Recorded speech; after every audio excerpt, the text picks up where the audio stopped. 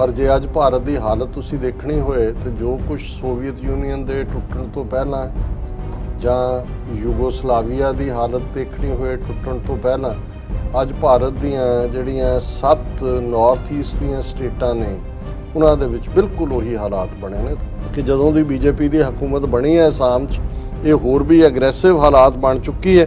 और ये जड़ी है हालात ये है कि Assam Mizoram border organised blockade on border ends but truckers refuse to move कि ये भी जड़ा है उस पासे वाली वध रहा भारत जो हाल यूगोस्लाविया और सोवियत यूनीयन का होया सी। Viewers welcome back on program. So viewers हुण आपां एंड वाले सैक्शन विच गलबात करन जा रहे हैं कि भारत के नॉर्थ ईस्ट सूबिਆਂ ਦੇ ਬਾਰਡਰ ਹੁਣ ਅੱਡ-ਅੱਡ ਮੁਲਕਾਂ ਦੇ ਬਾਰਡਰਾਂ ਵਾਂਗ ਬਣ ਗਏ ਹਨ। ਇਹਨਾਂ ਸੂਬਿਆਂ ਵਿੱਚ ਤਣਾਅ ਦੀ ਜਿਹੜੀ ਹਾਲਤ ਹੈ ਉਹ ਬਣੀ ਹੋਈ ਹੈ। ਵਿਊਅਰਸ ਯਾਦ ਰਹੇ ਕਿ ਪਿਛਲੇ ਦਿਨਾਂ ਵਿੱਚ ਮਿਜ਼ੋਰਮ ਪੁਲਿਸ ਨੇ ਬਾਰਡਰ ਤੇ ਫਾਇਰਿੰਗ ਕਰਕੇ ਅਸਾਮ ਪੁਲਿਸ ਦੇ 5 ਜਵਾਨ ਮਾਰ ਦਿੱਤੇ ਸਨ ਅਤੇ 50 ਤੋਂ ਜ਼ਿਆਦਾ ਜ਼ਖਮੀ ਕਰ ਦਿੱਤੇ ਸਨ। ਸੋ ਇਹ ਖਬਰਾਂ ਦੱਸਦੀਆਂ ਹਨ ਕਿ ਭਾਰਤ ਹੁਣ ਟੁਕੜੇ ਹੋਣ ਵੱਲ ਵਧ ਰਿਹਾ ਹੈ। ਸੋ ਇਸ ਬਾਰੇ ਆਪਾਂ ਗੱਲਬਾਤ ਕਰਨ ਜਾ ਰਹੇ ਹਾਂ। ਨਾਲ ਹੀ ਗੁਰਬਾਣੀ ਵਿਚਾਰਾਂ ਦੀ ਸਾਂਝ ਵੀ ਤੁਹਾਡੇ ਨਾਲ ਪਾਈ ਜਾਏਗੀ। ਸੋ ਅਸੀਂ ਚਾਹਾਂਗੇ ਕਿ ਤੁਸੀਂ ਨਾਲ ਇਸੇ ਤਰ੍ਹਾਂ ਜੁੜੇ ਰਹਿਣਾ। ਦੇਖਣ ਸੁਣਨ ਜਾਂ ਲਿਖਣ ਲਈ ਤੁਹਾਡਾ ਸਭ ਦਾ ਬਹੁਤ-ਬਹੁਤ शुक्रिया जी। डॉक्टर साहब की कहना चाहोगे?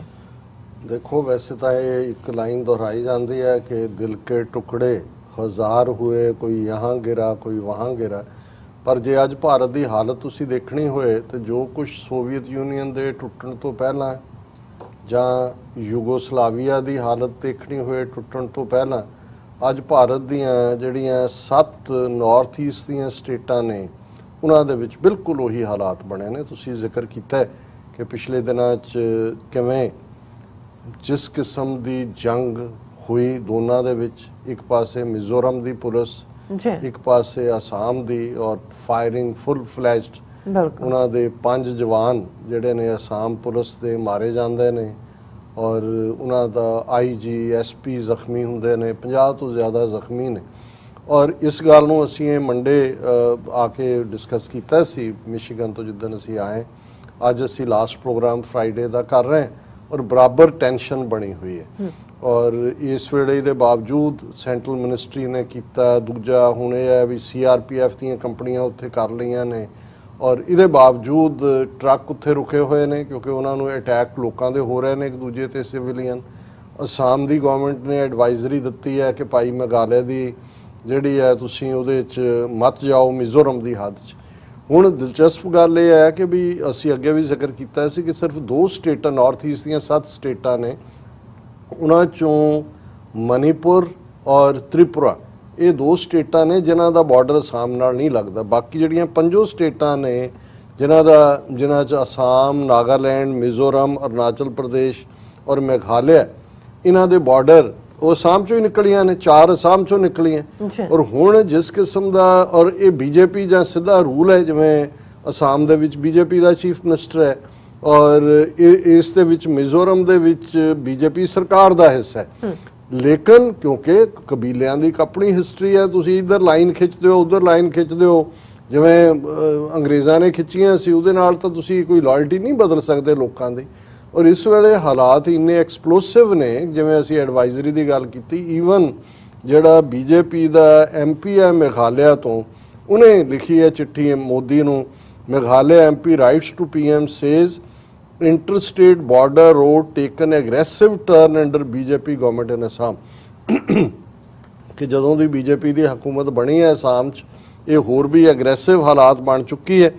और ये जड़ी है हालात ये है कि Assam Mizoram border organised blockade on border ends but truckers refuse to move. उन्होंने कहा जी असी नहीं जाना है, साढ़े ते तां हमले हो रहे हैं।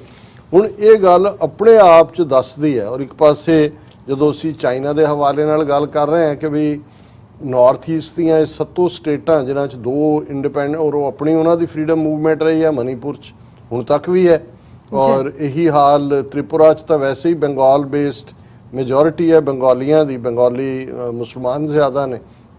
और विचाड़े आसाम की वही सिलीगुड़ी लाइन जिन्हों चिकन नैक कहते हैं।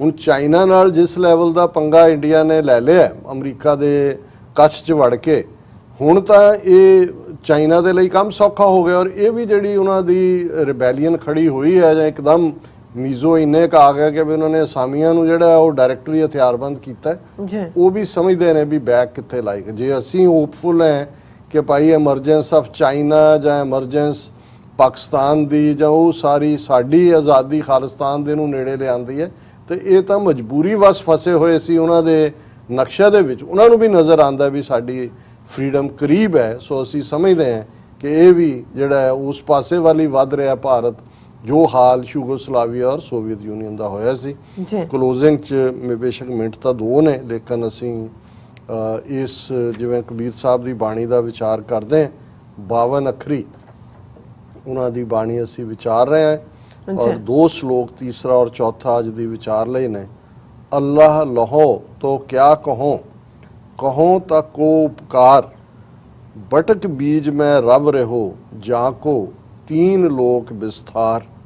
ਅੱਲਾਹ ਲਹੰਤਾ ਭੇਦ ਛੈ, ਕਛ ਕਛ ਪਾਇਓ ਭੇਦ, ਉਲਟ ਭੇਦ ਮਨ ਬੇਦਿਓ, ਪਾਇਓ ਅਭੰਗ ਅੱਛੇ। ਹੁਣ ਇਹ ਵੀ ਉਹੀ ਜਿਹੜਾ ਪਹਿਲਾ ਭਾਵ ਦੀ ਕੰਟੀਨਿਊਟੀ ਸੀ ਕਿ ਇੱਕ ਤੁਹਾਡੇ ਅੰਦਰ ਤੜਫ ਹੁੰਦੀ ਹੈ, ਵੈਰਾਗ ਹੁੰਦਾ ਹੈ, ਬਿਰਹਾ ਹੁੰਦੀ ਹੈ ਰੱਬ ਨੂੰ ਮਿਲਣ ਦੀ। ਬਿਲਕੁਲ। ਪਰ ਜਦੋਂ ਤੁਸੀਂ ਮਿਲ ਲੈਂਦੇ ਹੋ, ਰੱਬ ਦੇ ਨਾਲ ਤੁਹਾਡੀ ਕੁਰਬਤ ਹੁੰਦੀ ਹੈ, ਫਿਰ ਤੁਹਾਡੇ ਕੋਲ ਉਹ ਲਫ਼ਜ਼ ਹੀ ਨਹੀਂ ਹੁੰਦੇ ਵੀ ਤੁਸੀਂ ਕੀ ਬਿਆਨੋ। ਕੋਈ ਤੁਹਾਨੂੰ ਪੁੱਛੇ ਵੀ ਤੁਹਾਨੂੰ ਕੀ ਮਿਲਿਆ, ਉਹਨੂੰ ਵੀ ਕਬੀਰ ਸਾਹਿਬ ਨੇ ਫਰਮਾਇਆ ਕਿ ਕਹੋ ਕਬੀਰ ਗੂੰਗੇ ਗੁੜ ਖਾਇਆ, ਪੁੱਛੇ ਤੇ ਕਿਆ ਕਹੀਏ। ਹੁਣ ਇਸ ਸ਼ਲੋਕ 'ਚ ਕਹਿੰਦੇ ਨੇ ਅੱਲਾ ਲਹੋ ਤੋ ਕਿਆ ਕਹੋ, ਕਿ ਜੇ ਰੱਬ ਮੈਨੂੰ ਮਿਲ ਜਾਏ, ਲਹੋ ਮੈਂ ਲੈ ਲਾਂ, ਤੇ ਕੋਈ ਮੈਨੂੰ ਪੁੱਛੇ ਤਾਂ ਮੈਂ ਕੀ ਕਵਾਂਗਾ।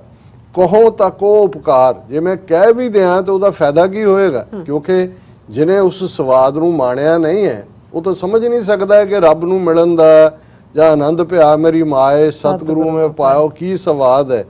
ਫਿਰ ਉਹਨਾਂ ਫਰਮਾਇਆ ਬਟਕ ਬੀਜ ਮੈਂ ਰਵ ਰਹੋ, ਜਾਂ ਕੋ 3 ਲੋਕ ਵਿਸਥਾਰ। ਬਟਕ ਬੋੜ ਦੇ ਦਰਖਤ ਨੂੰ ਕਹਿੰਦੇ ਨੇ।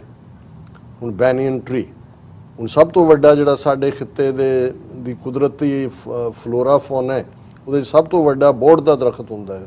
ਕਿਸੇ ਨੂੰ ਬਹੁਤ ਬੁੱਢਾ ਕਹਿਣਾ ਹੋਵੇ ਕਹਿੰਦੇ ਬਾਬਾ ਬੋੜ।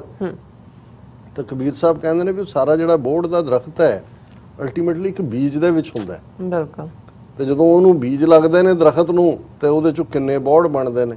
ਉਹਨਾਂ ਨੇ ਕਿਹਾ ਵੀ ਜਿਸ ਤਰ੍ਹਾਂ ਇੱਕ ਬੀਜ ਦੇ ਵਿੱਚ ਬੋੜ ਦੇ ਸਾਰਾ ਦਰਖਤ ਲੁਕਿਆ ਹੋਇਆ, ਬਟਕ ਬੀਜ ਮੈਂ ਰਵ ਰਹੋ, ਜਿਵੇਂ ਉਹਦੇ ਚ ਉਹ ਰਵਿਆ ਹੋਇਆ, ਜਾਂ ਕੋ 3 ਲੋਕ ਵਿਸਥਾਰ। ਇਸੇ ਤਰ੍ਹਾਂ ਉਹ ਰੱਬ ਜਿਹਨੇ 3 ਲੋਕ ਬਣਾਏ ਨੇ, ਉਹ ਇਸ ਕਾਇਨਾਤ, ਇਸ ਪਲੈਨਟ ਦੇ ਵਿੱਚ, ਇਸ ਧਰਤੀ ਦੇ ਵਿੱਚ ਔਰ ਸਾਡੇ ਵਜੂਦ ਦੇ ਵਿੱਚ ਬੀਜ ਰੂਪ ਦੇ ਵਿੱਚ ਪਿਆ। ਜੇ ਉਹਨੂੰ ਸਮਝੋਗੇ ਤਾਂ 3 ਲੋਕ ਵਿਸਥਾਰ।